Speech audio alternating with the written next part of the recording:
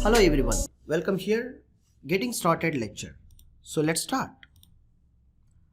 So myself, Sekhar Metla, I am the software industry experienced person of coding, analyzing applications from the past 2 decades. So with the having an experience with all the variety of languages and databases and front-end, back-end tools, I am preparing a great experienced lectures for beginners who are already inside the professionals. Let's see the introduction.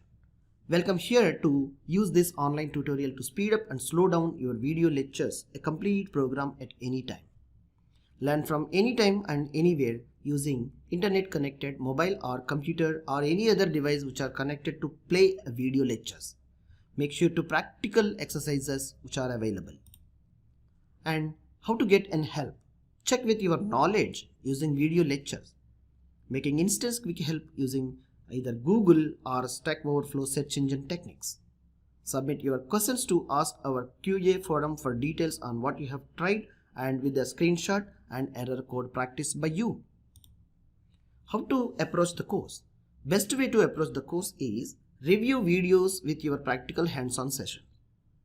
And always you have to follow video guide with notebook preparation, extra information for practice. Review certain information by reading examples, the parts of the video sessions by pausing and playing again and again.